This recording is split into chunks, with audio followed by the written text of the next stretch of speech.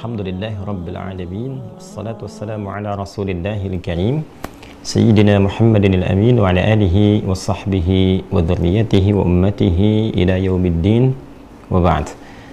Saudara-saudariku, apa kabar? Semoga kita semua senantiasa disehatkan, dirahmati dan diridhai oleh Allah Subhanahu wa taala dalam menjalani seluruh aktivitas yang kita tunaikan sampai dengan detik ini. Dan lebih daripada itu, semoga semuanya bernilai baik di hadapan Allah Subhanahu wa taala. Alhamdulillah, kita berjumpa kembali dalam kajian Aqsa Al-Quran Sunnah Solution. Sudah mendekati akhir-akhir di bulan Sya'ban. Kita telah melewati pertengahan bulan Sya'ban, dan kurang lebih 10 hari ke depan, bahkan mungkin dalam waktu yang tidak lama, kita akan memasuki bulan Ramadan 1444 Hijrah. Semoga Allah Subhanahu wa taala memberikan kekuatan terbaik dari segala persiapan yang tentunya kita akan coba persiapkan menuju bulan Ramadan. Insya Allah dalam kesempatan ini kita akan membahas kajian yang spesifik, spesial. Kita jeda sejenak dari pengkajian terhadap ayat-ayat Al-Quran yang biasa kita lakukan. Kita akan coba tampilkan persiapan-persiapan menjelang Ramadan seperti yang pernah kami utarakan di pertemuan-pertemuan sebelumnya. Dan dengan izin Allah kita janjikan untuk diulas sebelum sampai ke Ramadan, sehingga insya Allah saat memasuki bulan Ramadan, seluruh pelajaran-pelajaran yang bisa kita kaji demi persiapan ke Ramadan telah kita tuntaskan, sehingga di bulan Ramadan kita bisa optimal menunaikan ibadah seperti yang kita akan programkan sesuai dengan petunjuk dari Al-Quran dan hadis-hadis Nabi Muhammad SAW. Untuk itu mari kita meluruskan niat kita karena Allah Subhanahu wa taala, memohon perlindungan dari Allah dari segala hal yang bisa mengganggu fokus kita untuk belajar, dan tentunya berharap penuh kepada Allah supaya diberikan pemahaman yang baik dan kemampuan untuk mengamalkan seperti yang Allah inginkan dan Allah ridhai, insya Allah. Baik, kita akan coba membahas tema spesifik kali ini tentang keutamaan bulan Sya'ban dan kaitannya dengan Ramadan. Pembahasan kita setidaknya akan mengacu kepada beberapa poin berikut. Mohon izin di malam hari ini saya akan banyak sekali mengefektifkan waktunya supaya materi yang kita dapati akan lebih banyak, lebih terukur, dan tentunya akan lebih berkesesuaian dengan persiapan Ramadan kita. Yang pertama, terkait dengan Sya'ban ini, kita akan bahas dari segi pengertiannya dulu, teman-teman sekalian. Apa yang dimaksud dengan Sya'ban, kan? Lalu yang kedua, terkait dengan aktivitas Nabi Sallallahu Alaihi Wasallam, aktivitas ya Rasulullah Sallallahu Alaihi Wasallam di bulan Sya'ban, ya kan? Lalu setelah itu kita akan sambungkan dengan korelasi Sya'ban dengan Ramadan, ya. Sya'ban dengan Ramadan, sehingga insya Allah apa yang kita lalui di hari-hari bulan Sya'ban ini menuju Ramadan dalam waktu yang tidak lama, bukan hanya kita jalani dengan program, tapi berkesesuaian dengan sunnah atau jalan hidup Rasulullah SAW. Bismillahirrahmanirrahim. Kita langsung saja teman-teman sekalian, Sya'ban. Jadi kalau kita tuliskan seperti ini, ya, Sya'ban, sin besar, ain, ba, nun. Gini ya.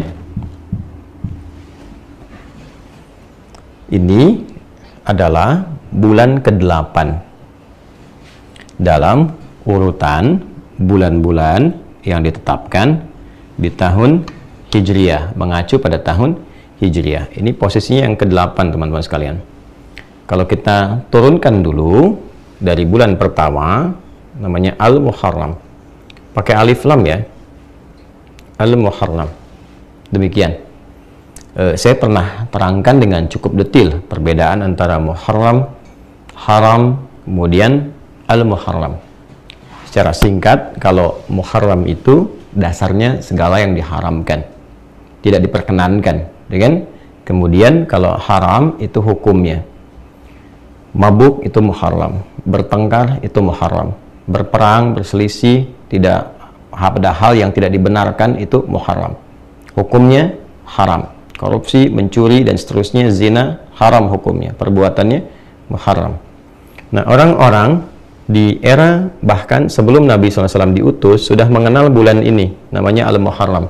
Bila kita tambahkan waktu di depannya dengan alif lam, ya tambahan huruf maksudnya, alif dengan lam, diantaranya menunjuk pada momentum, keadaan yang pada saat itu diharapkan meninggalkan segala hal yang terlarang.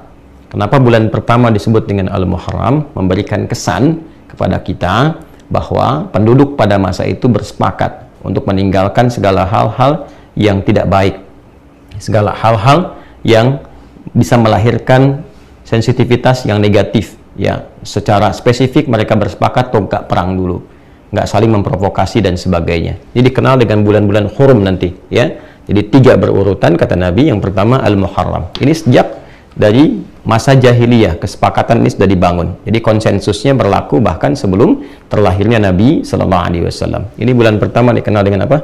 Al-Muharram. Jadi saya ingin tegaskan kepada teman-teman semua bahwa penamaan bulan-bulan yang tersusun sekarang di tahun Hijriyah itu sebelum diutusnya Nabi Muhammad Sallallahu Alaihi Wasallam sudah ada.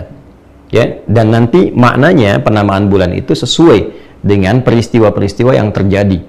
Jadi di jahiliyah itu apa peristiwanya, itu disebutkan nama waktunya, termasuk nanti ke tahun. Ya, Nabi kenapa tahun lahirnya disebut dengan tahun gajah? Karena ada peristiwa yang menyertai pada masa itu, datangnya Abraha dengan pasukannya, dengan mengendarai gajah berniat menghancurkan Ka'bah, yang kemudian mereka secara viral kisahnya binasa seluruhnya, seperti yang kita ketahui. Ya. Jadi ini pertama dikenal dengan Al-Muharram. Nanti kita akan masuk ketika ada keterkaitan dengan masa Islam, saya akan terangkan. Yang kedua dikenal dengan Safar. Ya. Safar itu ada yang mengatakan dari kata sifar artinya kosong, ada yang juga mengatakan seakar dengan safra atau asfar, yaitu menguning, sesuatu yang kuning atau menguning. Karena di bulan ini mulai beraktivitas pada umumnya. Konfigurasi masyarakat jahiliyah pada masa itu menyebar keluar dari area-area Mekah atau Hijaz dan sekitarannya, mereka berniaga. Ada yang ke Yaman, ada yang ke Syam, ya. Syam itu sekarang 4 negara, Yordania, Libanon, Palestina, Syria. Nah, mereka menyebar semuanya, berniaga. Nanti diabadikan kebiasaan itu di surah Al-Quraisy, ya li'ilafi Quraisyin ilafihim rihlatash syita'i was-shaif. Jadi baik itu di musim dingin, musim panas, mereka sudah punya jadwal untuk keluar. Nah, karena kebanyakan mereka itu keluar beraktivitas, maka daerah yang mereka tinggali itu menjadi sepi, kosong, seakan-akan seperti nggak ada orang. Makanya bulan pada saat mereka pergi itu disebut dengan Safar, untuk melukiskan itu. Untuk apa mereka pergi berniaga, mencari emas, emas-emas yang menguning. Karena itu ada yang menyebutkan Safar itu dari sifar, kosong, ada yang mengatakan seakar dengan asfar, ya, untuk mencari sesuatu yang menguning. Ini peristiwanya. Jadi ini saya terangkan dulu di awal-awal penamaan. Kemudian selanjutnya ada Rabiul Awal. Ya, Rabiul Awal. Ya, ini bulan yang ketiga, gitu kan? Di bulan ini biasanya sudah mulai tumbuh, gitu ya, berbunga, ya, sudah mulai kelihatan, ya, ada benih-benihnya, ada mulai berbentuk bunga-bunga. Nah, itu sesuatu yang tumbuh, berbenih, sudah mulai kelihatan, ya, ada mulai bukan hanya kuncup tapi bunga-bunganya, itu orang Arab menyebutnya Rabi', ya, atau dikenal juga dengan musim semi kalau sekarang. Ini awal musim semi, awal musim tumbuh. Ya, lalu setelah itu selesai, maka mereka katakan selesai itu kan berakhir, finish, gitu kan? Maka mereka katakan Rabiul Akhir. Rabiul Akhir. Ya. Ini yang paling tepat ya dibandingkan mengatakan Rabiul Tsani. Kalau Rabiul Tsani, Rabi yang kedua, ya, semi yang kedua, itu secara kata dan makna agak kurang sesuai. Kalau disebutkan dari segi kata, tinjauannya kalau ada Tsani nanti ada Tsalits, ada Rabi' dan sebagainya. Itu dalam tata gramatikal, tata bahasa Arabnya. Tapi kalau kita katakan musim kedua, nanti juga pengertian maknanya ada musim ketiga dan seterusnya. Maka di Arab fasih mengatakan Rabiul Akhir bukan Rabiul Tsani. Jelas ya? Maka di sini nanti Rabiul Akhir berakhir musim semi ini. Di ujungnya selesai, habis, muncul yang kelima. Disebut dengan Jumada. Ya, Jumada. Bukan Jumadi ya asalnya. Tapi Jumada. Jumadal Ula. Nah, ini menunjuk kepada musim gugur. Jadi begitu udah selesai, gugur, semua tumbuh-tumbuhan itu dari mulai bunganya sampai daunnya, kan sudah mulai hilang, berguguran, ya tiba-tiba kelihatan batang-batangnya dan rantingnya saja, ya, dan mulai mendekat kepada nanti peralihan ke musim panas setelahnya. Jadi ini masa musim gugur yang pertama, perpindahan antara Rabi, di sini pancaroba biasanya. Ya, perpindahan dari Rabi al-akhir ke Jumada. Kemudian yang keenam ada Jumada al-akhirah. Ya, akhirah. Akhirah. Ya, juga bukan Jumada ats-tsaniyah, bukan Jumadi tsani, tapi Jumada al-akhirah. Jumada itu menunjuk pada keadaannya, pada musimnya. Sekali lagi ya, yang lebih tepat bukan Jumadi tapi Jumada. Jelas ya? Nah, maka ini musim gugur yang bagian akhir. Masuk nanti musim yang ketujuh, teman-teman sekalian. Nah, yang ketujuh nanti disebut dengan Rajab namanya. Rajab. Nah, ini menarik nih. Kalau ini terkait dengan ya kesepakatan, ini terkait dengan aktivitas mereka sehingga menyebabkan tempat tinggalnya itu lebih banyak sepi, ya mereka gambarkan seakan-akan kosong, hiperbolanya demikian. Ini terkait dengan keadaan musim, ya. Yang ini kembali lagi ke kebiasaan mereka untuk mengagungkan sesuatu, konsensus untuk menyepakati sesuatu yang diagungkan. Maka bulan Rajab itu sama dengan Al-Muharram keadaannya. Mereka bersepakat di bulan ini untuk mengagungkan bulan yang ketujuh ini dengan membangun kesepakatan di antara mereka agar tidak saling menyerang, agar bersikap yang baik dan tidak saling menyakiti. Ini bulan Rajab di sini. Ya.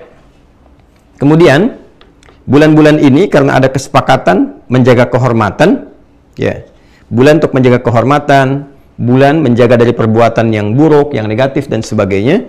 Dalam bahasa Arab sesuatu tadi saya katakan ya yang terlarang nggak boleh dilakukan disebut dengan Muharram. Waktunya eventnya Al-Muharram. Jadi udah dimulai dari hari pertama, di bulan pertama. Adapun yang ketujuh ini untuk mengagungkan kembali. Ketika diagungkan, ya dalam bahasa Arab disebut dengan Rajab namanya. Ya, dari kata tarajjub, sesuatu yang agung, yang besar. Ya, yang biasanya yang menjaga ini secara konsisten namanya suku Mudhar. Nah, di sini teman-teman sekalian, hukumnya masih ingat tadi, kan dikatakan haram ya. Haram berkelahi, haram memprovokasi, haram bertengkar di antara mereka, sepakat tuh. Bahkan sebelum datangnya era Nabi Muhammad SAW diutus dan membawa risalah. Nah, asal kata haram sendiri dalam bahasa Arab sebetulnya adalah seakar dengan kata hormah. Diserap ke dalam bahasa Indonesia menjadi hormat, ya kan? Nah, hormat itu apa maksudnya?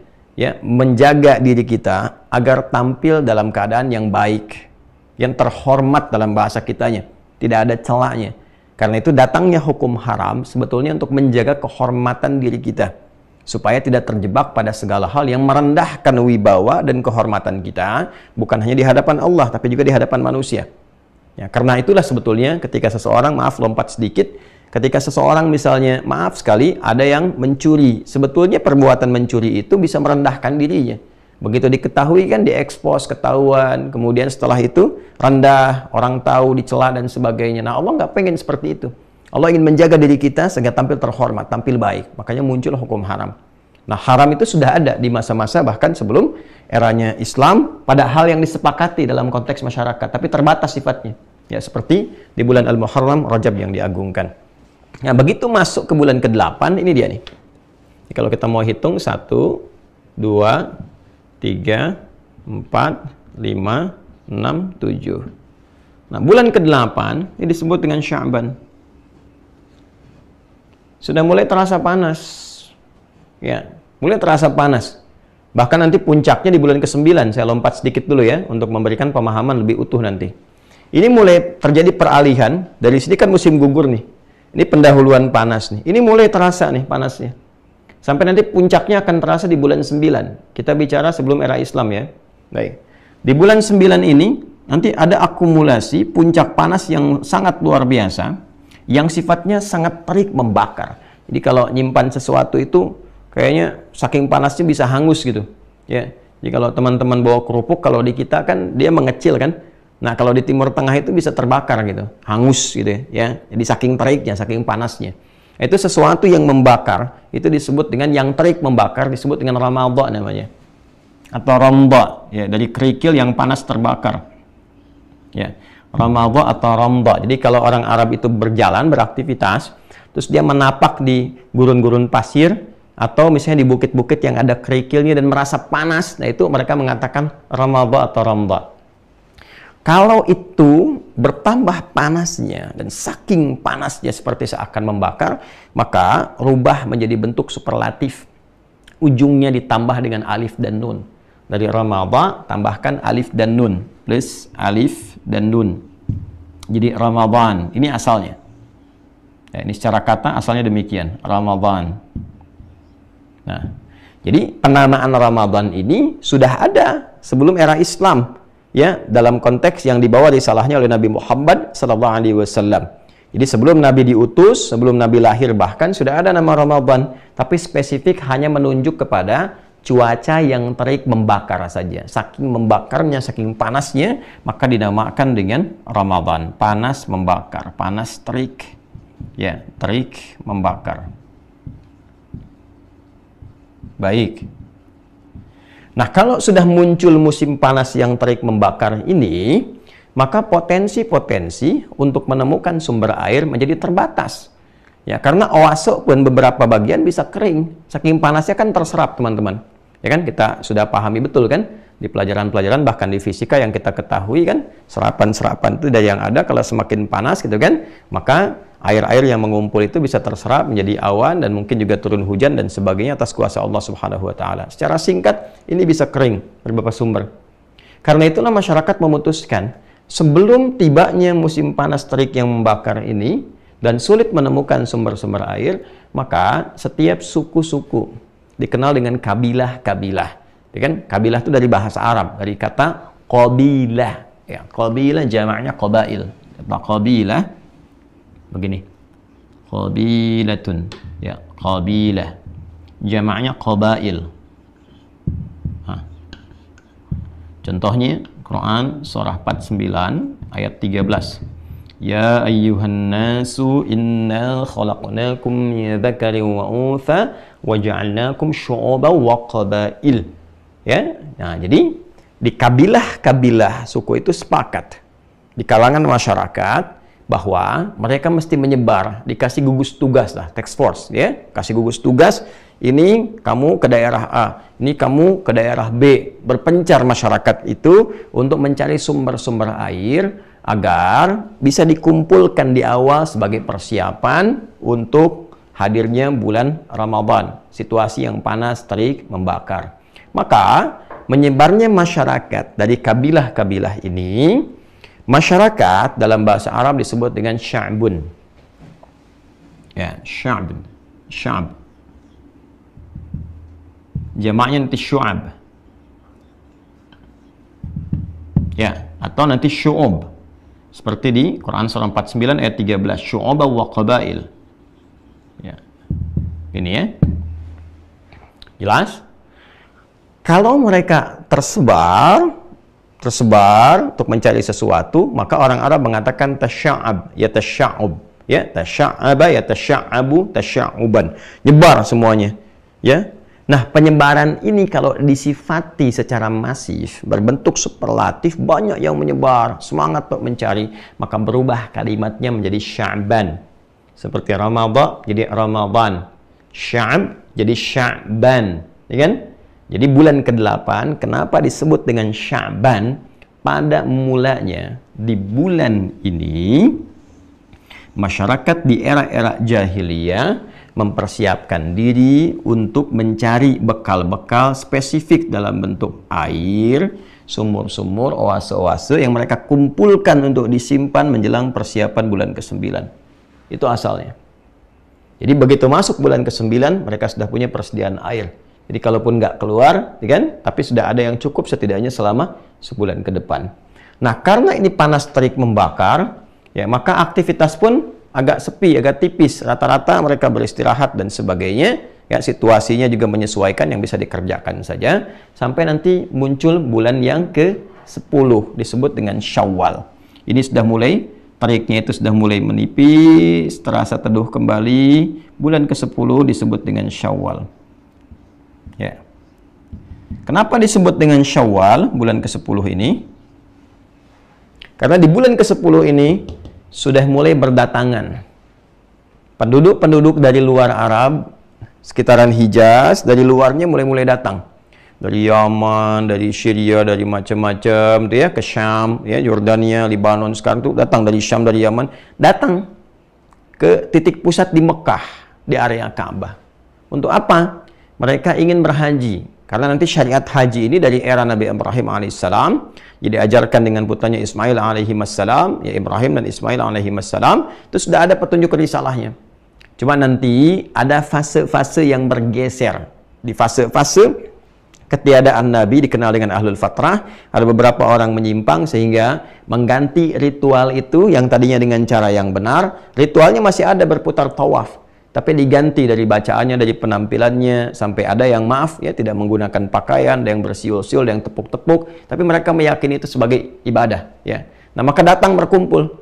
Jadi mulai di awal di bulan ini, mulai datangnya. Jadi tidak spesifik di waktunya di bulan ke-12.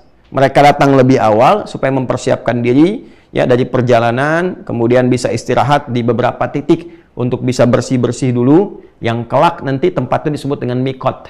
Asalnya tempat-tempat sumur tuh. Jadi siapa yang lewat baik mau dagang ataupun mau berhaji, berhenti, minum di situ, bersih-bersih dulu sehingga mereka bisa punya energi lagi saat beraktivitas sampai ke sini. Nah, karena di bulan ke-10 ini datang banyak orang dari luar, berkumpul banyak, kan? Di area-area sekitaran Mekah dan sekitarannya atau di Hijaz, maka jumlah penduduk seakan-akan meningkat, jadi banyak. Nah, meningkat dari pertambahan sesuatu, itu bahasa Arabnya disebut dengan Syawal. Makanya bulan ke-10 kenapa disebut dengan Syawal? Asalnya adalah terjadi peningkatan penduduk di area sekitaran Mekah dan sekitarannya. Itu asalnya. Ya. Nah, apa yang mereka lakukan?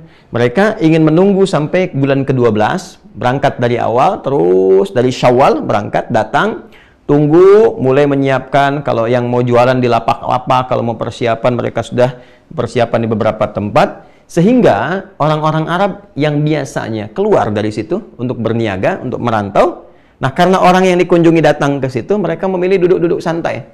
Dalam bahasa Arab, duduk-duduk santai disebut dengan Dzulqi'dah. Ya? Ada yang menyebut juga dengan Dzulqa'dah, bulan yang ke-11. Ya, Dzulqi'dah, atau juga disebut dengan Dzulqa'dah, bulan 11.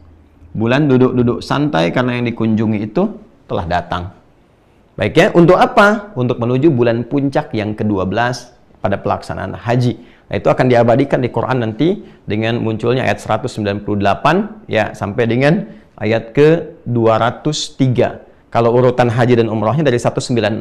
Tapi nanti terkait dengan niaga, ada yang haji, ada yang niaga dan sebagainya, itu dari ayat 198 sampai ke 203-nya sampai kemudian ke Mina. Nah, ini bulan ke-12 dikenal dengan bulan Dzulhijjah, bulan haji yang banyak orang kemudian datang dengan dua tujuan, baik untuk menunaikan ibadah ataupun juga ada yang hanya sekedar berniaga saja. Ya, laisa 'alaikum junahun an tabtaghu fadlan mir rabbikum. Ya, kalau cuma datang mau jualan juga nggak ada dosanya, tapi nggak ada pahalanya juga. Jadi nanti orang datang ke musim haji itu ya pada akhirnya ada dua tujuan, ada yang betul untuk ibadah, ada yang berniaga. Nah, ini teman-teman pada asalnya demikian. Ya. Nah, secara singkat saja sekarang karena kita sedang ingin menerangkan tentang Sya'bannya. Jadi, di bulan ke-8 di era sebelum Nabi SAW diutus, bulan ini dijadikan sebagai momentum oleh masyarakat untuk mencari air, ya, menyebar untuk menemukan sumber-sumber air sehingga dapat dikumpulkan menuju persiapan bulan Ramadan. Setelah tiba era Islam, ada sesuatu yang menarik, ya. Hal yang pertama, sebelum sampai ke Sya'ban, nama-nama ini semua dipertahankan. Baik kan? Nama-nama ini semua dipertahankan, tidak dirubah. Jadi tidak semua yang ada di tradisi jahiliyah misalnya itu seketika dirubah, tidak. Nanti ada 3 pendekatan. Ya. Pendekatan yang pertama kalau bertentangan dengan syariat, sama sekali bertentangan, itu nanti dihilangkan, diganti dengan yang lebih baik. Ya kan? Banyak sekali yang hal-hal yang terkait demikian. Contohnya ya yang paling ekstrim dari aspek akidah misalnya penyembahan. Kan dari terhadap patung misalnya dan sebagainya yang ini bertentangan dengan syariat dalam bab tauhid tentunya. Nah, ini kemudian diganti secara total, ya kan? Diluruskan kepada konsep yang benar dan itu pun dijelaskan rinci sekali. Kenapa Tuhannya Allah, kenapa begini, kenapa begitu dan sebagainya. Yang kedua nanti ada yang kemudian diterima tapi caranya dibenarkan. Ya, misal dalam hal kelahiran, mereka seringkali nanti memotong satu binatang tertentu, nanti darahnya dioles-olesin ke bayi yang baru dilahirkan. Dengan harapan dengan mengoleskan itu ada capaian-capaian atau harapan-harapan tertentu. Oleh Islam diganti nanti dengan hadirnya akikah. Ya, jadi ada akulturasi budayanya diserap, tapi diganti dengan akikah, diluruskan maknanya. Dan yang ketiga, ada yang kemudian diterima secara total, ya, dan total ini maknanya dipertahankan atau disambungkan dengan nilai-nilai dalam syariat. Yang seperti diterima total, kayak abu-abu gitu kan, itu untuk menghormati orang tua yang baru punya anak pertama. Sehingga Rasulullah pun SAW dikenal dengan Abul Qasim. Itu menunjuk kepada anak pertama yang terlahir untuk menghormati statusnya yang berubah menjadi ayah dan istrinya berubah menjadi ibu. Itu untuk penghormatan. Ya. Nah, kemudian seperti yang ini diterima, tapi ada kesesuaian makna yang sebelumnya hanya hampa terkait dengan peristiwa dan gambaran-gambaran cuaca saja. Sekarang ada korelasi yang terkait dengan nilai-nilai dalam perjalanan syariat. Ya, contoh, kita ingin gambarkan ke sini misalnya. Satu aja. Kenapa bulan pertama disebut dengan Al-Muharram? Yang tadinya menunjuk pada konsensus untuk tidak bertindak yang buruk, semua menjaga kesepakatan dalam kebaikan, itu dipertahankan. Bahkan sama disebut dengan bulan Hurum. Maka disebut tahunnya tahun Hijriyah. Hijrah, ya-nya menunjuk kepada nisbah, taknya ke sifat. Jadi kalau orang ingin berhijrah, ikut berhijrah, punya sifat orang hijrah, hal yang pertama harus ia lakukan adalah meninggalkan segala yang diharamkan oleh Allah Subhanahu wa taala. Berlatih meninggalkan yang diharamkan dari ujung kepala sampai ujung kaki. Kalau dia bisa melakukan itu, maka nanti sifar. Ya, dia akan terbebas dari dosa, nol. Ya, maksiatnya nol, dosanya nol, sehingga ada potensi-potensi untuk banyak berbuat baik. Ini di antara contoh-contohnya. Ini saya berikan dua untuk mempercepat mengantarkan ke Sya'ban. Sekarang, jadi pada masa era Islam dipertahankan semuanya termasuk Sya'ban. Apa kaitan Sya'ban yang dulunya hanya sekedar mencari air saja dengan konteks keadaan atau pemaknaan di era Islam yang khususnya nanti terkait dengan aktivitas Rasulullah SAW dan korelasinya dengan Ramadan. Kita akan bahas itu setelah menunaikan sholat Isya berjamaah. Mohon izin jeda sejenak. Waktu Indonesia bagian Barat telah memasuki Isya, ya, sudah masuk waktunya, akan berkumandang adzan. Kita jeda, setelah Isya kita sambungkan kembali insya Allah.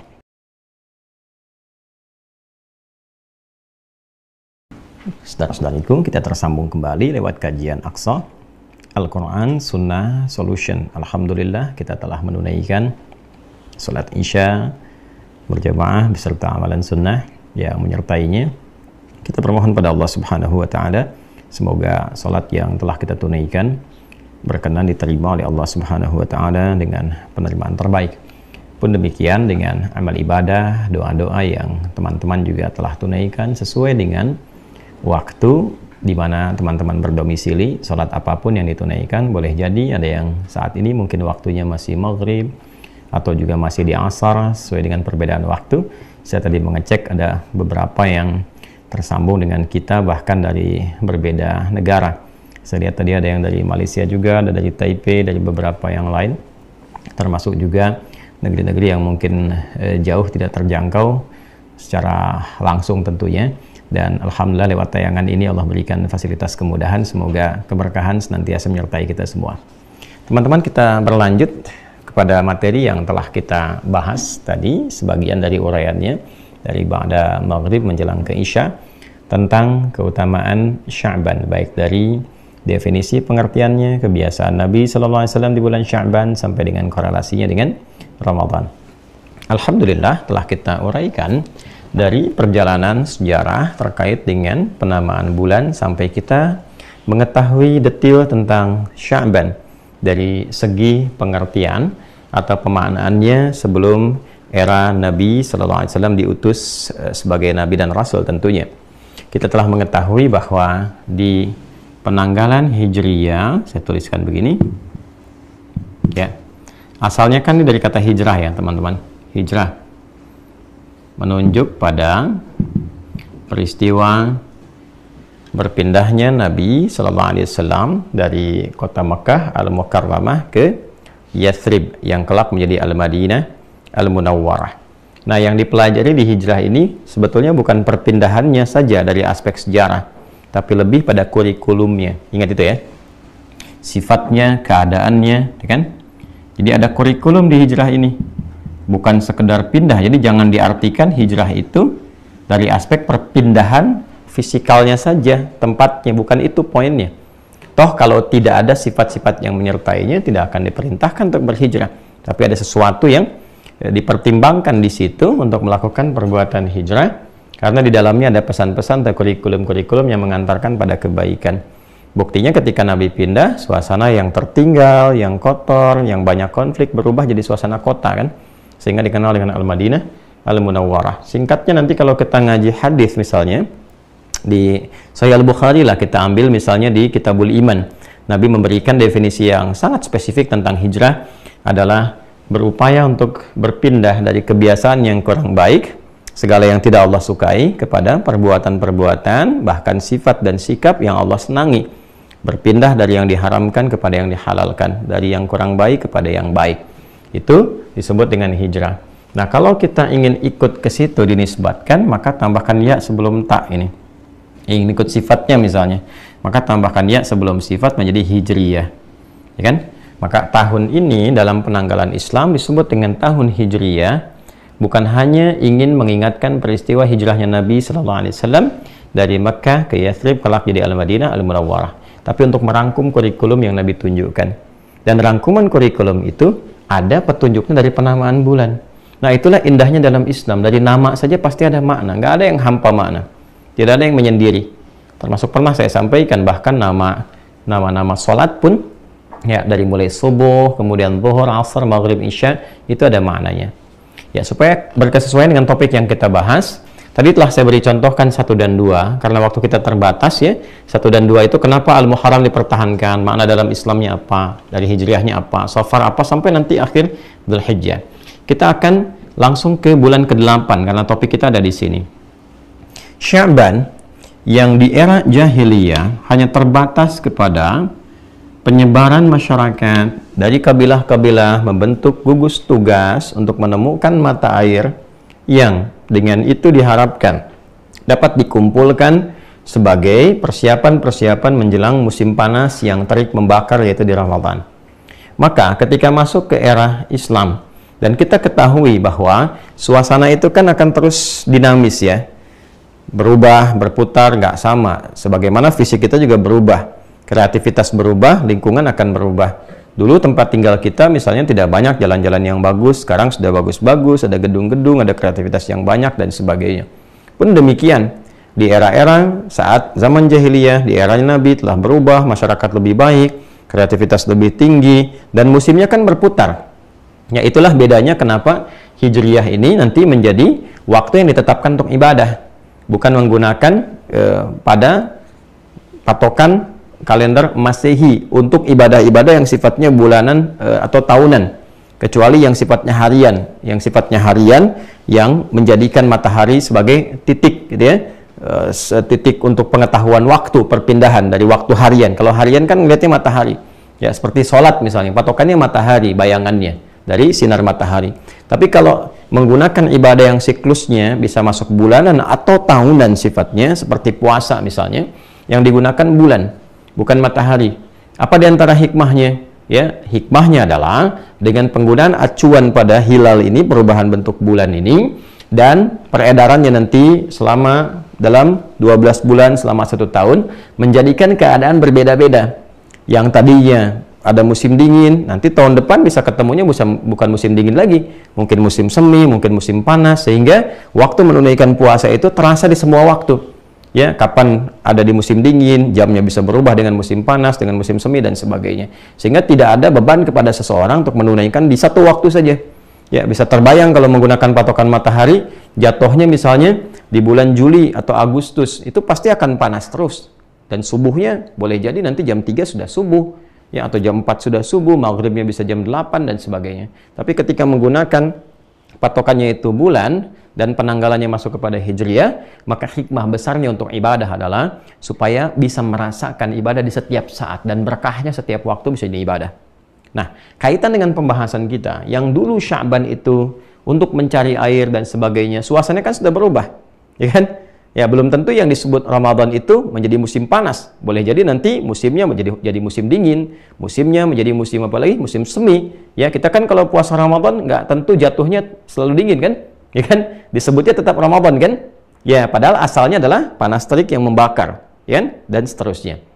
Maka, ketika masuk di era Islam, kejeniusan sahabat-sahabat Nabi ketika bermusyawarah, ada yang mengatakan idenya dari sahabat Ali bin Abi Thalib, yang lainnya mengatakan dari sosok-sosok yang lain bertemu bermusyawarah menetapkan tetap tahunnya disebut dengan Hijriah.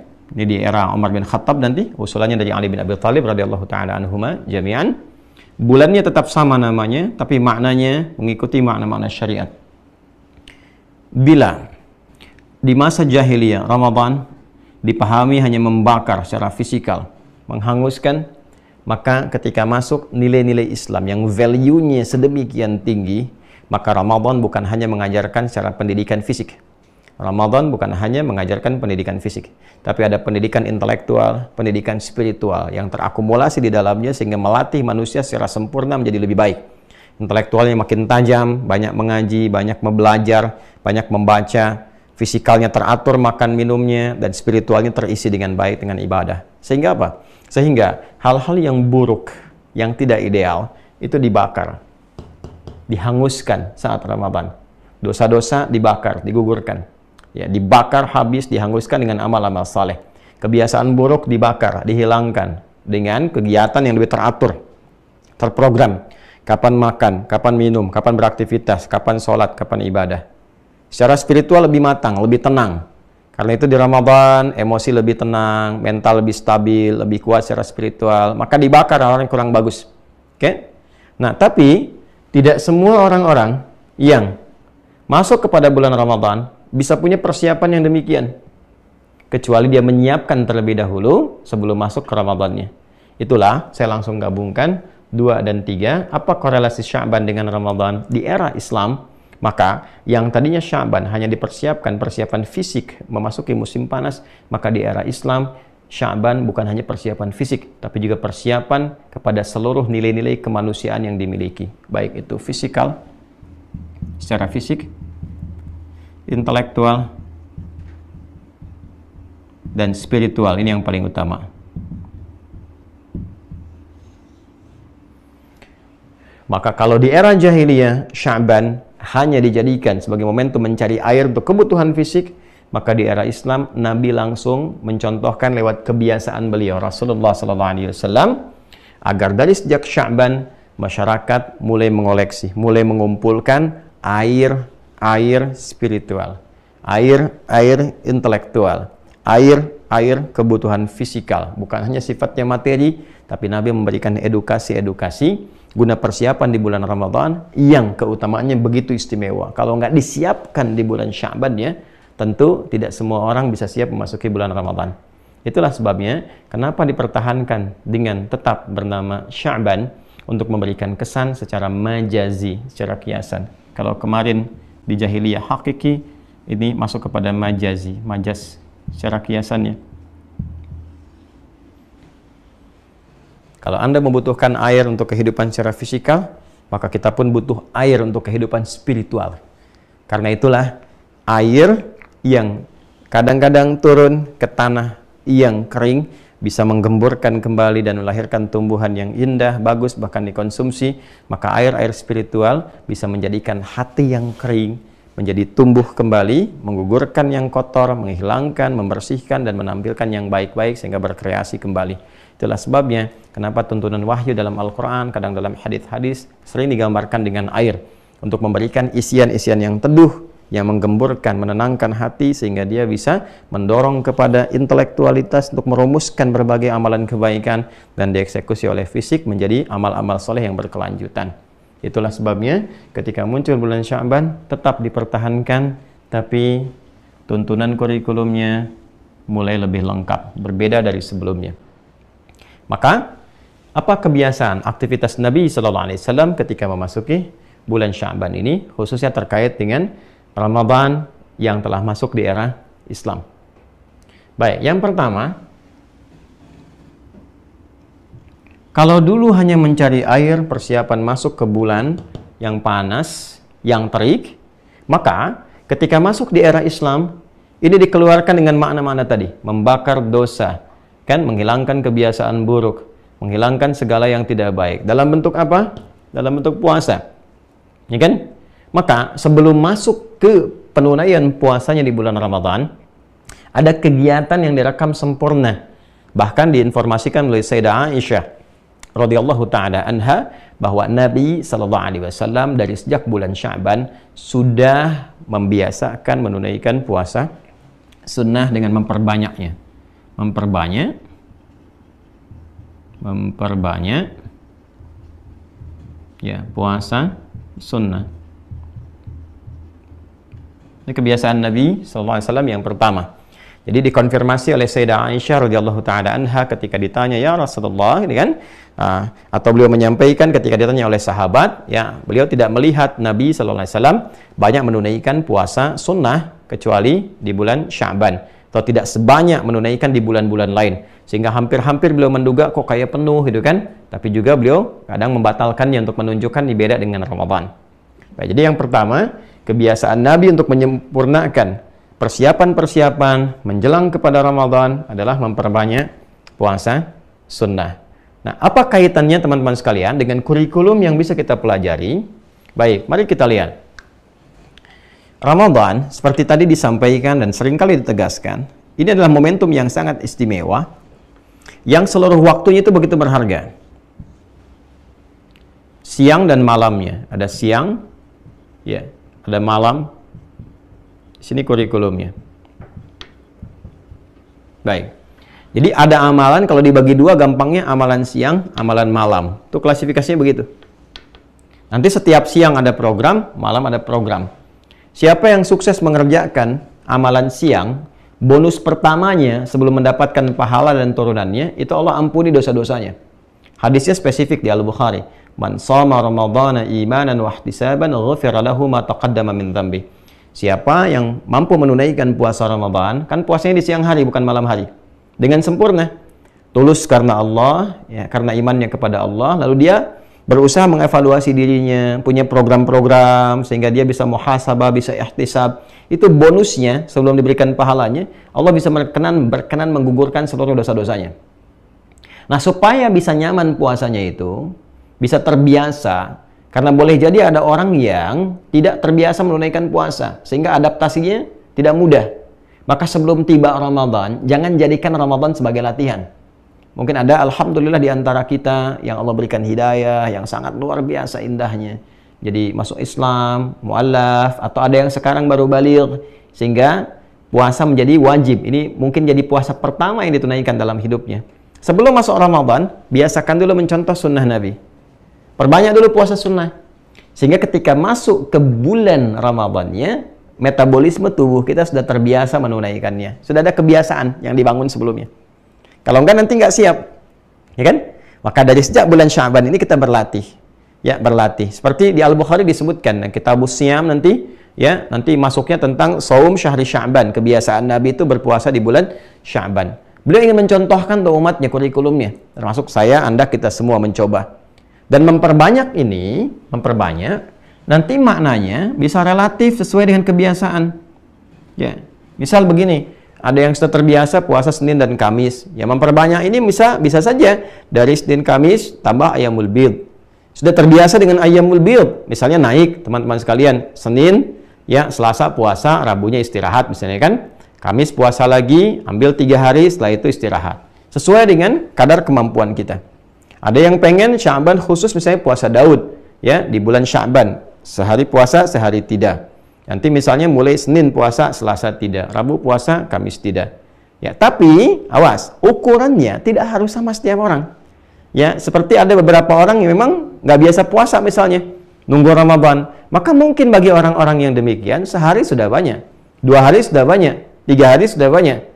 Ya, karena itu minimal dalam Sya'ban ini ada usaha untuk puasa dulu supaya kebiasaan tubuh kita itu mulai beradaptasi, metabolismenya mempersiapkan diri. Jadi nggak kaget ketika masuk Ramadan.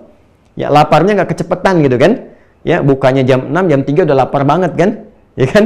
Jam 4 udah kelaparan. Jam 5 udah wah, tidur tak karuan, gitu kan? Tidur pun sudah nggak enak karena laparnya luar biasa kan? Akhirnya ke kamar mandi, kumur-kumur lagi. Nah, itu sesuatu yang menjadi tidak nyaman untuk dilakukan. Ya, karena itu rumus paling gampangnya bagi yang belum pernah puasa sama sekali atau hanya menunggu Ramadan saja sehingga adaptasinya jadi lambat, cari waktu-waktu yang sekiranya umumnya banyak orang puasa yang sunnah. Misal Senin, ya kan? Atau Kamis.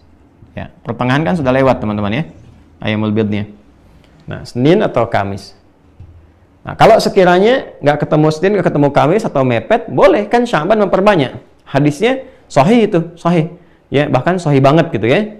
Nah, itu bisa ambil Selasanya atau ambil Rabunya, ya silahkan optimalkan. Yang penting berlatih puasa.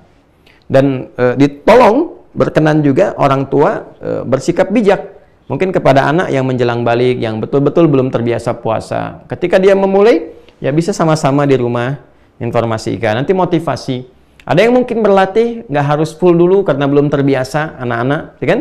Nah, Anda boleh misalnya ketika dia zuhur minta buka, nggak apa-apa. Kasih dulu aja, nanti besok tambah lagi ya, gitu kan, sampai asar. Sehingga ketika tubuhnya mulai tahan sampai asar, menjelang maghrib, besok-besok sudah siap sampai maghrib, begitu masuk Ramadan, dia sudah sempurna sampai maghribnya. Jelas ya? Nah, ini kebiasaan yang pertama. Jadi, mengumpulkan bekal sebelum masuk ke Ramadan sehingga terbiasa untuk dilatih. Nah, di Sya'ban ini yang dibiasakan pertama secara fisikal dulu ini. Secara fisikal. Ini teman-teman sekalian. Lalu secara intelektualnya apa? Ya kan? Nah, nanti kita juga punya target nih untuk mengumpulkan program. Misal, kalau Nabi kan Sallallahu Alaihi Wasallam secara intelektual beliau senantiasa meluangkan waktunya dengan malaikat Jibril untuk bertadarus Al-Quran. Jadi Nabi membacakan ke malaikat Jibril sampai di akhir-akhir nanti masa menjelang wafatnya sampai 2 kali ya khatam itu. Ya, bukan sekedar membaca dengan benar, tapi malaikat Jibril mengurutkannya, kan menyempurnakan makna dan sebagainya. Ya, karena kan Nabi sifatnya diajarkan langsung. Nah, maka bagi kita yang ingin meniru apa yang diajarkan oleh Nabi Sallallahu Alaihi Wasallam secara intelektual bisa punya program. Apa yang mau dipelajari nanti selama Ramadan? Siapkan sejak Sya'ban. Ya, maka di antara ulama ada yang spesifik belajar memahami atau mendalami tafsir. Ya, ada yang Quran aja dari menghatamkan, menemukan hukum, mengkaji lagi. Qurannya selama sebulan itu. Tapi sudah disiapkan dari sejak persiapan Sya'bannya. Artinya apa yang disiapkan? Perangkat-perangkatnya. Cek mushafnya, sesuaikan waktunya. Jadi kalau teman-teman sekarang ingin punya kegiatan misalnya nanti saat Ramadan, ya maka coba cek jam kerjanya sehingga bisa sesuai. Ya, kapan Anda mulai belajar, mengkaji kembali, kapan yang disiapkan untuk i'tikaf. Kalau bisa, waktu cutinya udah disiapkan dari sekarang, sehingga bisa i'tikaf nanti. Nah, nanti saat i'tikaf itu apa yang mau dikerjakan? Jadi jangan cuma datang, ikut tidur, ikut sahur, ikut buka, selesai. Ya, nggak ada isinya nanti. Ya, jadi jangan andalkan kepada para misalnya penceramah yang kultum. Taruhlah, saya ngandalkan kultum aja. Nah, ini bisa serius, bisa keluar masuk. Ya, tiap hari topik dalam sekian banyak kita mendengarkan kultum, hampir setiap malam, berapa banyak yang masuk? Ya kan? Jangan sampai cuma sekelewat ya, jadi informasi. Silahkan siapkan rutinitasnya. Kalau perlu DKM-nya rumuskan. Bikin misalnya serial untuk kultum tuh, ya. Kuliah yang 7 menit atau 17 menit, yang kalau terserah antum kan nggak sesuai juga gitu ya. Jadi disusun kurikulumnya. Kalau perlu DKM-nya bikin, kurikulum kultumnya itu yang berkelanjutan membahas. Nggak usah tinggi-tinggi atau jangan diserahkan kepada penceramah yang kadang-kadang di jalan baru ketemu judul, ya nyari di Google ini yang disampaikan. Nggak bijak juga ya. Ya kalau saya sih lebih menekankan ada sesuatu yang diniatkan untuk memberikan manfaat. Maka kalau bisa DKM-nya bikin serial nih. Ya kalau perlu sirah misalnya selama 30 malam itu masyarakat dengar sirah. Perjalanan kehidupan Nabi, nanti Ustadz Fulan nerangkan A, B, C sampai ujungnya. Ya, kalau misalnya pengen juz amma digali, keluarkan juz amma. Nanti si fulan ceramah tentang ini intinya apa, batasi 15 menit. Yang ini apa. Ya, atau 7 menit misalnya. Ya, kalau perlu bab apa lagi sehingga berkelanjutan antara topik 1, 2, 3, 4 sampai akhir. Kalau perlu penceramahnya bikin makalah, nanti kumpulkan. Begitu selesai Ramadan dicetak jadi buku, jadi panduan. Nah, itu banyak manfaat yang bisa disiapkan. Ini misalnya secara komunal. Ya, secara personalnya teman-teman punya target. Ya, kalau ulama dulu begitu nih, kebiasaan-kebiasaan. Misalnya di hadis nih, ada yang pengen khatamin Al-Bukhari selama sebulan Ramadan itu, ada yang Sahih Muslim, ada yang hadis-hadis pilihan, kan? Ini secara intelektual teman-teman sekalian. Apa yang mau dikaji nih? Mesti didapatkan. Terutama mahasiswa-mahasiswa ya, adik-adikku yang di Timur Tengah terus punya target. Ya, Ramadan itu punya target tuh, apa yang mau diperjelas. Anda kalau mau ambil jurusan tafsir jangan tanggung. Pahami ulumut tafsirnya, turunan-turunannya terus sampai mengerti betul sampai ke hukumnya. Yang di fikih demikian, di hadis demikian, bikin halaqah-halaqah, ya kan? Sehingga sibuk ya dengan manfaat-manfaat yang benar dan diniatkan sebagai ibadah. Sehingga hasilnya itu spesifik. Ya kalau bisa jangan terlalu banyak, fokusnya satu sisi. Belajar ini nih selesai. Ya, saya pun akan insya Allah demikian di tahun ini tuh, enggak banyak mengajar diselesaikan sebelum Ramadan, sehingga fokus nanti bisa optimal pemanfaatan di aspek-aspek yang dimaksudkan. Jadi ini secara intelektual disiapkan teman-teman. Nah, Sya'ban ini persiapan materinya. Nah, jadi kalau misalnya ini Anda akan menggali hadis apa nih? Al-Bukhari. Dari sekarang siapkan kitabnya apa? Kan? Kalau perlu teman-teman kumpul sama teman-teman misalnya kan, berapa orang yang pengen belajar ini, cari gurunya. Spesifik Ramadan bahas itu aja terus. Ya, kalau ingin berkualitas, ya nggak harus dihatamkan semua. Sekedar baca, maknanya sekelewatan misalnya. Itu kan cuma ngambil ijazah, gitu kan? Ijazah bacaan. Tapi kalau mau, satu bab bahas. Ibu-ibu misalnya, ibu nggak usah terlalu banyak-banyak, yang tinggi-tinggi ibu dibahas, gitu kan? Ibu bahas fikih rumah tangga. Keluarin nih, hadis-hadisnya apa tentang rumah tangga. Atau belajar tentang istri-istri Nabi SAW. Ya kan? Keluarin hadis-hadisnya yang di Musnad, bagaimana Sayyidah Aisyah, hadisnya apa aja. Saya sebulan Ramadan pengen belajar hadis Sayyidah Aisyah, itu aja.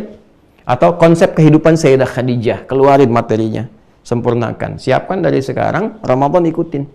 Ya, nanti yang lainnya spiritualnya tinggal ditambahkan. Ya, yang spiritual misalnya ditambahkannya agenda-agenda sholat. Dari sekarang disiapkan menunya, menu sholatnya apa aja. Ya, menu sholat. Tuh, apa aja yang kemudian sudah ada di dalam, baik itu Al-Quran syaratnya ataupun hadis-hadis Nabi Muhammad SAW. Jadi, Sya'ban itu bukan sekedar kita hanya melewatinya begitu saja, tapi ada persiapan-persiapan seperti persiapan fisikal, ya, menyiapkan kebiasaan-kebiasaan puasa sehingga punya keteraturan yang membimbing metabolisme tubuh kita sesuai ketika akan masuk kepada Ramadan, punya adaptasi secara fisik, jadi tangguh nantinya. Ya, baik. Kemudian yang kedua, teman-teman sekalian, kita turunkan lagi, menyiapkan agenda nih, ya, yang akan dikerjakan selama Ramadan. Tadi yang detailnya saya turunkan. Ya, detailnya sudah saya turunkan. Nanti kalau misalnya sholat, turunkan dari sekarang jenis sholatnya apa saja. Secara intelektual mau ngaji apa saja. Ya kan?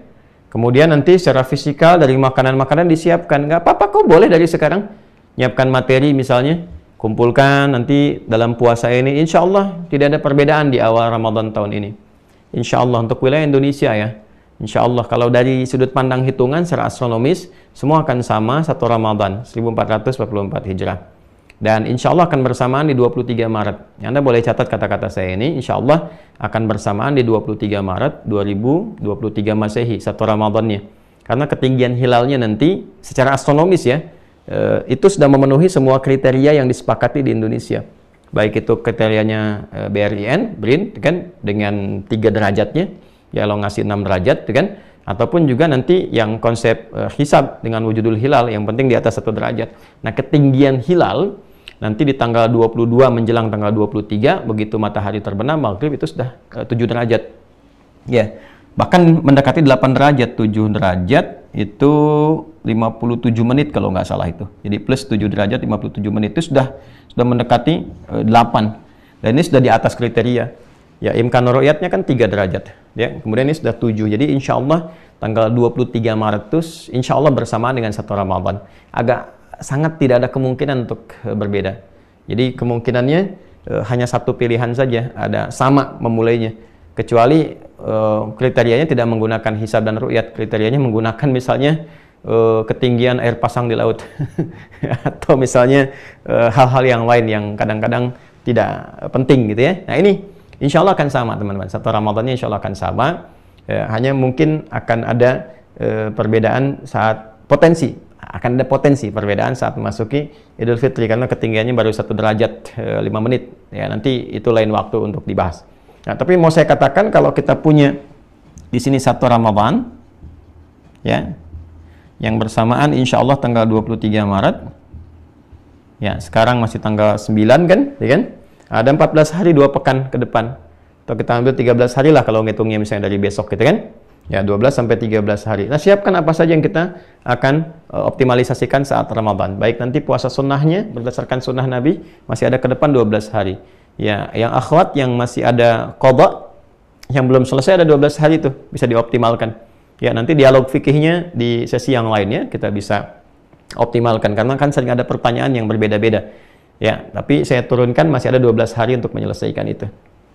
Ya, saya sampaikan dari sekarang supaya ada persiapan ya, karena ilmu itu penting untuk dikaji, digali sehingga kita tidak gelisah. Ya, gelisah kan suka nggak tenang. Ya, sama dengan lupa suka nggak ingat. Ya, baik. Balik ke sini teman-teman sekalian. Ini Sya'ban. Jadi setelah memperbanyak puasa sunnah, nanti menyiapkan agenda. Nah, lalu yang ketiga, teman-teman sekalian, menyiapkan mental yang kokoh.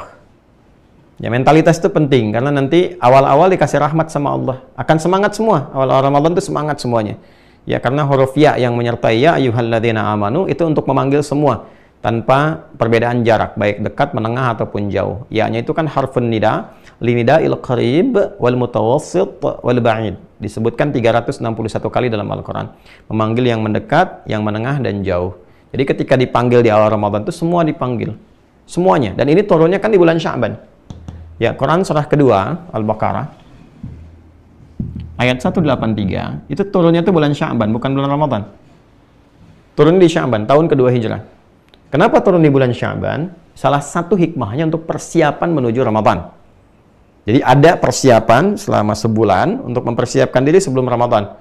Ya, karena kalau eventnya besar kan mesti siap-siap. Anda punya event dunia kan, wah, luar biasa besarnya, siap-siapnya berapa tahun sebelumnya. Itu Piala Dunia aja kan siap-siapnya 5 tahun sebelumnya, ya kan? Atau 4 tahun sebelumnya. Udah siap-siap semuanya tuh, event-event dunia itu, Allahu Akbar itu kan. Nah, ini event akhirat lah, dunia akhirat bahkan. Dunia akhirat nih Ramadan nih, seharusnya kita siap-siap di setiap waktu. Ini minimal, paling akhirnya itu kan Sya'ban udah siap-siap. Nah, itu dipanggil semua tuh. Ya ayyuhalladzina amanu. Ayyuhanya, ayyunya munadah, hanya tanbih.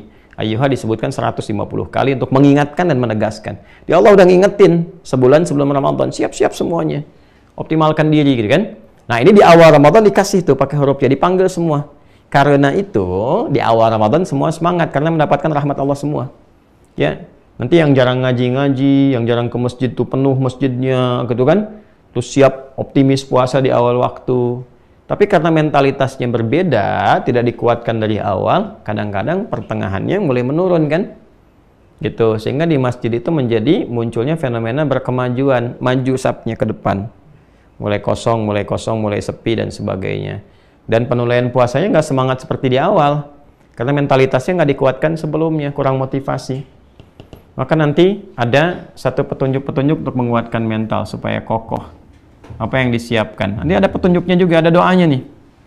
Teman-teman. Nanti ada doa sejak di bulan Sya'ban.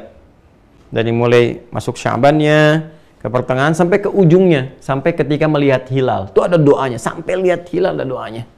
Masya Allah. Hilal tuh, hilal. Siap-siap ya. Banyak dicari tuh. Saya kalau sudah dekat Ramadan tuh kadang-kadang suka lihat beberapa orang bercanda tapi ya memberikan gejolak kepada hati yang luar biasa. Hilal dicari, taunya lagi tidur kan. Rupanya ada security namanya hilal. Dicari setiap tahun sekali. 2 kali sama Idul Adha ya. Nah, ini teman-teman balik ke sini. Jadi mentalitas nanti ketika ngelihat tuh ada doanya juga. Ya, Allahumma ahillahu alaina bil yumni wal iman wa salamati wal islam rabbi wa rabbukallah. Hafal itu ya di At-Tirmidzi. Nanti insyaallah kita akan bahas itu ketika menjelang ke dekat waktunya. Nanti teman-teman kita akan belajar dan maknai, pahami betul maksudnya apa gitu dari situ. Ini gambarannya supaya dengan itu Allah jaga mental kita itu kuat sampai akhir. Dan insya Allah bisa dikatakan mendekati gitu kan, kekuatan dengan kekuatan Allah berikan mendekati kriteria yang Allah inginkan, Rasul inginkan melalui penunaian puasa Ramadan ini. Nah, ini gambarannya teman-teman sekalian.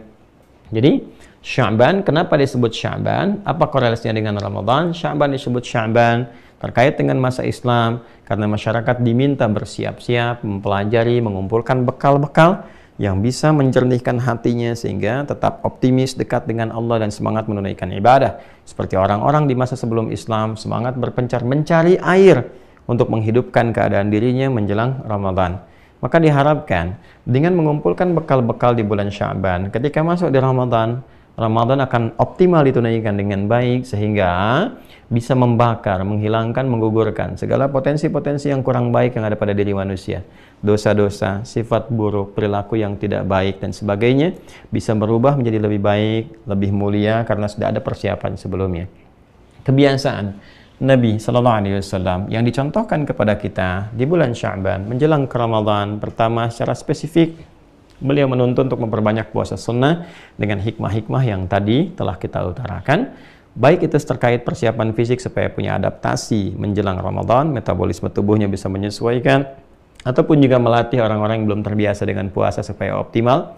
Merencanakan agenda yang disiapkan saat Ramadan sehingga tidak bingung masuk kepada Ramadan, hanya ikut arus saja. Apa yang kemudian bisa dialami. Islam memberikan persiapan sehingga optimal ketika masuk Ramadan. Dan terakhir, memberikan pencerahan untuk penguatan mental sehingga muncul mentalitas yang kuat, yang optimal, yang baik ketika masuk di bulan Ramadan. Pertanyaannya, agenda apa saja yang sekiranya Nabi pernah tunjukkan untuk bisa kita siapkan? Sehingga agenda ini yang spesifik kita bawa saat Ramadan. Kita tidak capek lagi, nggak lelah lagi. Termasuk doa-doa yang mengiringi supaya mental kita kuat. Nah, ini akan kita bahas insya Allah di pertemuan berikutnya. Ya, jadi kita akan optimalkan teman-teman di pertemuan berikutnya. Nah, bagi teman-teman yang ingin memperluas bacaan, insya Allah saya sudah menyiapkan nanti panduan. Satu buku yang memandu kita semua supaya bisa optimal Ramadan. Dalam tahap cetak sekarang ini, insya Allah tanggal 12 mungkin ya, sudah selesai. 12 itu hari Ahad ya, sekarang 9, besok 10 Jumat di wrapping dulu. Nanti teman-teman bisa dapatkan di Wah Corner. Ini ada buku makna ayat puasa ya. Nah, di buku makna ayat puasa ini sudah saya tuangkan teman-teman sekalian dari mulai panduan Rasulullahnya, kemudian dari syarat ketentuan, pengetahuan dasar tentang puasa, sampai ke penafsiran ayat-ayat puasa secara detail setiap hurufnya, dari huruf ya ayyuhalladzina amanu, ya-nya apa, ayyuha apa, ladzina apa, sampai ke ujungnya, sehingga insya Allah bisa jadi bahan bacaan nomor 2 pendalaman intelektual sebagai persiapan menjelang Ramadan. Nanti hari Sabtu atau Ahad kami informasikan, barangkali Senin sudah mulai bisa teman-teman akses di Wah Corner ya, atau sebelumnya mungkin bisa diakses sehingga nanti bisa secara serempak teman-teman di admin Wah Corner bisa mengirimkan di hari Senin. Ya, insya Allah ya, nanti dicek saja di admin kita. Ini bagian yang pertama. Yang kedua, mohon izin teman-teman sekalian, insya Allah ada beberapa jadwal ceramah sampai dengan ke depan, baik yang online ataupun yang offline, termasuk yang di luar kota juga. Materi-materinya akan berkesinambungan, jadi dari sini akan terus menyambung. Sehingga nanti bisa optimal, dan kita akan siapkan spesifik nanti untuk mengisi di Ramadan. Ya, seperti tahun-tahun sebelumnya, insya Allah di sini ada istimewa untuk Ramadan tahun ini, karena saya akan masukkan salah satu programnya, program untuk pendalaman tafsir Juz Amma. Nanti saya sedang siapkan ya beberapa bahan-bahannya yang nanti spesifik nanti teman-teman bisa dapatkan. Kita lihat apakah nanti di Aku Suka ataupun program yang lain yang menyertai. Jadi Ramadan insya Allah kita akan optimalkan. Kemudian di Sya'ban ini kita akan teruskan beberapa hal yang kita jadikan sebagai persiapan-persiapan intelektual. Dalam arti pengetahuannya kita bereskan. Semua pengetahuan selesai, begitu sudah selesai, masuk Ramadan tinggal kita nikmati dan praktekkan apa yang telah kita pelajari. Jadi dalilnya sudah kita pahami, argumentasinya sudah kuat, tinggal kita praktekkan dalam kehidupan. Itu yang pertama. Nah, yang kedua teman-teman sekalian, saya mengucapkan terima kasih mendalam pada teman-teman yang turut membersamai untuk berwakaf pembangunan pesantren, dan saya izinkan mengupdate besok, mungkin insya Allah saya tunjukkan juga gambar-gambar terbarunya, bahwa alhamdulillah beberapa spot ya ada yang sudah cukup bergerak lebih baik karena kita speed up ya. Guest house insya Allah bisa ditempati, kemudian ada ruangan kelas ya, satu gedung itu sudah sekitar 85% ya, 15% lagi tinggal penambahan dalamnya untuk perbaikan dan sistem berjalan. Kemudian ada asrama, barangkali masih sekitar 50-60%-an. Masjid yang kita akan kejar sehingga Ramadan nanti pas i'tikaf bisa difungsikan walaupun terbatas untuk yang lantai satunya. Ini sedang kita optimalkan. Targetnya insya Allah tahun ini sudah bisa selesai sehingga nanti ada ta'lim-ta'lim berikutnya yang bisa offline berlanjut di sana, termasuk pendidikan-pendidikan khusus. Saya ucapkan terima kasih dan masih terbuka teman-teman untuk wakaf, untuk pembangunan pesantren sampai insya Allah di akhir tahun ini. Jadi kalau sudah selesai ya sudah selesai dan jadi wakaf, bukan milik pribadi saya. Tidak, saya nggak punya sedikit pun di situ.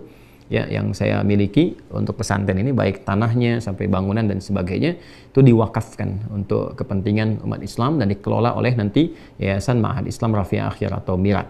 Nah, alhamdulillah nanti adik-adikku yang saya utus untuk belajar di luar, dimanapun ya, yang sekarang ada di Madinah, ada di Ummul Qura di Mekah, di Al-Azhar, sampai di Libya, ya, kemudian juga ada yang di Sudan. Ya, pada waktunya kalian kembali saya sudah siapkan, jadi nanti akan membersamai, termasuk yang dengan saya di sini, yang belajar di sini, yang juga setingkat perkuliahan. Ya insya Allah kita siapkan sebaik-baiknya. Ikhlaskan niat kalian untuk betul-betul mengabdi. Ini bukan proyek dunia, ini proyek akhirat. Ya, yang baik, belajar yang benar, sehingga pulang-pulang ilmunya cukup baik. Tepikan segala hal yang bisa mengganggu, sehingga insya Allah kalau kalian niatkan berjuang, Allah muliakan. Jangan takut dengan dunia, Allah pasti akan penuhi. Pasti Allah akan penuhi. Jangan takut dengan dunia. Niat kalian untuk akhirat. Kalau ahli dunia jadi beri, apalagi kalian ahli akhirat ya. Bekerja untuk di bumi, dunia diberi. Kalian ini bekerja untuk sesuatu yang lebih besar. Pasti Allah akan cukupkan, Allah akan berikan, dan fokus kepada niat yang benar. Ya, belajar yang betul sehingga pulang-pulang yang dibawa ilmu. Kalau kalian tak cukup ilmunya, saya akan minta sempurnakan lu. Nggak akan ada di sekitaran saya kecuali cukup ilmu yang dibutuhkan dan benar-benar spesifik untuk kebutuhan-kebutuhan ke depan. Nah, teman-teman, bagi yang berminat untuk berwakaf masih terbuka sampai akhir tahun ini di nomor rekening 111, satunya 3 kali ya, 111 4444 ya, 4-nya 4 kali, 4444 142 111 4444 142, banknya Bank Syariah Indonesia BSI, atas nama Yayasan Ma'had Islam Rafiah Akhyar. Yayasan Ma'had Islam Rafiah Akhyar, BSI Bank Syariah Indonesia, nomor rekening 111 4444 142. Nah, itu yang pertama saya umumkan. Yang kedua, teman-teman sekalian, saya ingin menegaskan bahwa insya Allah untuk Ramadan ini kita akan memulai puasa serempak, tidak ada perbedaan, khususnya di Indonesia, yaitu tanggal 1 Ramadan 1444 Hijrah, yang insya Allah bersamaan dengan 23 Maret 2023 Masehi, mengacu kepada hitungan astronomisnya bahwa ketinggian hilalnya itu sudah 7 derajat, sehingga standar yang diterapkan di Indonesia saya kira terpenuhi keseluruhannya, sehingga potensinya sangat besar sekali dan kecil, sangat tidak ada ya, kalau dari segi astronomi dan sebagainya sangat tidak ada kemungkinan untuk berbeda. Kita niatkan semua baik-baik, semuanya juga rukun, baik, tertib dan saling menghormati, dan dengan itu mengharap ridha Allah Subhanahu wa Ta'ala. Demikian insya Allah kita akan update kembali jadwal-jadwal sehingga teman-teman bisa siapkan sebelum kami mengajar sampai dengan ke depan. Terima kasih atas perhatiannya. Salam hormat saya bagi yang terhubung saat ini. Saya lihat tadi ada yang dari Jeddah juga, ada yang dari ya Malaysia yang dekat-dekat ya, terhubung juga dari Jepang. Teman-teman yang kemarin saya berada di Jepang, semoga Anda sehat, yang di Tokyo, di Osaka, dan saya juga mohon maaf beberapa daerah yang belum sempat saya kunjungi karena keterbatasan waktunya. Insya Allah tetap kita tersambung. Teman-teman yang di Amerika, yang di Kanada, di Auckland, di Sydney, ya juga di beberapa negara yang lain terhubung. Insya Allah ta'lim tetap berjalan, nanti koneksinya online kita upayakan maksimal, dan semoga Allah merahmati kita semua, termasuk yang di Indonesia tanpa kecuali. Baik, saya sapa Anda semua yang di mana aja ini. Ada di Surabaya ya, Surabaya, mana lagi? Sumeneb, ada Madura ya, Madura tadi saya lihat, ada Madura, Bekasi, Cilacap ya, ada beberapa yang lainnya yang sekarang terhubung. Ya, saya menyayangi Anda semua karena Allah Subhanahu wa Ta'ala, dan mohon didoakan supaya istiqomah keseluruhannya. Insyaallah kita bersambung kembali. Terima kasih, semoga Allah muliakan. Allahumma taqabbal minna innaka antas sami'ul alim wa tub 'alaina innaka antat tawwabur rahim. Rabbana atina fid dunya hasanah wa fil akhirati hasanah wa qina adzabannar. Allahumma barik lana ya Allah fi hadzal syahr, syahr Sya'ban, wa balighna Ramadan bi rahmatika ya arhamar rahimin. Wa sallallahu ala sayyidina Muhammad wa ala alihi washabbihi ajma'in. Wa akhiru da'wana subhanakallahumma wa bihamdika nashhadu an la ilaha illa anta nastaghfiruka wa natubu ilaik. Walhamdulillahi rabbil alamin. Assalamualaikum warahmatullahi wabarakatuh.